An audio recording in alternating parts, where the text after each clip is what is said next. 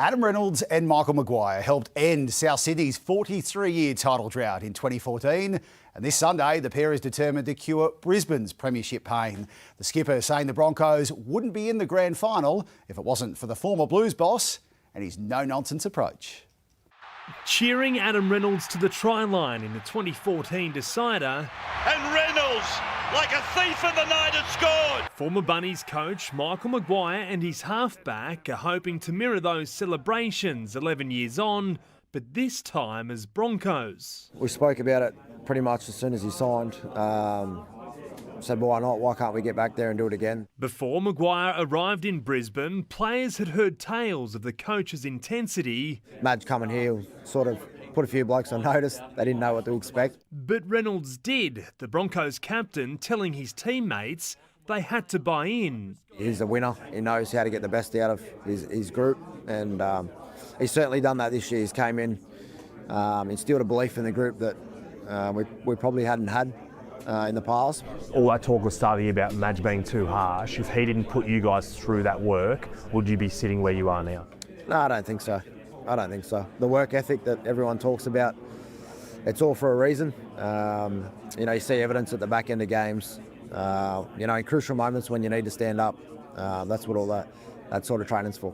A club with a rich premiership history, the Broncos proudly display the trophies of their previous title triumphs, but it's been 19 years since they've added to their collection, and they say that's too long for a powerhouse of the NRL.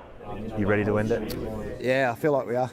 Yeah, it's a club that's built on success. It deserves to be sitting at the top. The people of Brisbane have been fantastic this year and in the past. Win or lose, they're always there turning up for us. They've been everything for us, and it's about time that they get success as well. Zach Bailey, 9 News. Well, not only does Cameron Munster embrace the chaos in his life, he believes it actually helps him perform on the field. And Munster has also opened up on lessons he's learned from his dad, who passed away during this year's Origin series. He's the Storm's money man, and after playing his best game of the year against the Sharks on Friday, Cameron Munster has given an insight into his winning mentality.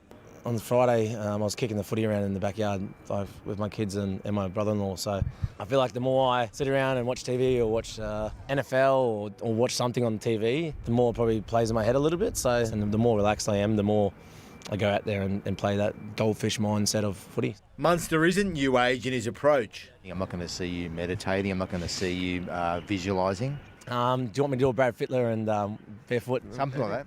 Anything? We all have different ways of calming ourselves. I don't really do that kind of stuff. The more erratic and the more things happening in my life is probably the better thing for me.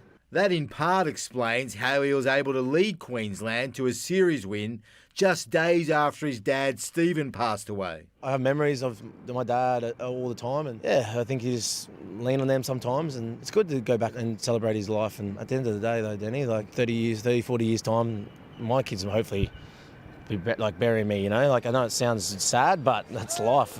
As long as I can take some traits out of my old man and instill them into my kids, and if I've done my job and made them the hardworking people that they are, and have empathy and have that hardworking edge, I feel like I've done my job. That reflection shows why Munster is a great leader. There's people thinking I'm a grub on the field, and that's fine. I'm a competitive person. I'll have to do whatever it takes to win for our team. But off the field, mate, I'd give a shirt off my back and help anyone that needs or want to have a chat to me, and I'm more than happy to have a chat to anyone that wants to have a chat, regardless on who they are. So I think that's the childhood I was brought up with my old man. He'll be on your mind, obviously, on Sunday. Yeah, I guess you can obviously drive into that emotional side of things sometimes to get you over the line, but it's not going to get me over the line if I don't play the way I want to play. So, Danny Weidler, 9 News. Rooster skipper James Tedesco has pulled out of the Kangaroos team for the upcoming Ashes series in the UK. Instead, he'll be best man at his brother's wedding. He wanted to let it be known that he agonised over the decision because to fight back like he has and then to make the Australian team, it was a very hard decision. But naturally, like the rest of us, family comes first. Bulldog skipper Stephen Crichton has withdrawn from the Samoan team for the Pacific Championships due to the ankle injury that he suffered in the qualifying final loss to the Melbourne Storm.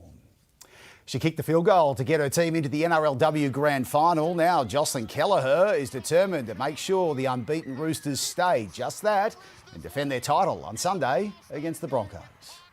There's a lot of things we need to work on, and I think it was good to realise a couple gaps in our game. So yeah, we've got a strong focus on that tonight, and we'll fix that tonight at training before the weekend. The Roosters haven't lost since round 5 last season. Another setback for the Wallabies, with scrum half Tate McDermott set for a 6-month stint on the sideline, requiring surgery after injuring his hamstring in the Bledisloe Cup loss at Eden Park. Obviously devastated for Tate. He's such a big part of our squad, and you never want to see anyone get injured like that. The second clash with the All Blacks is a sellout this Saturday night at Perth's Optus Stadium.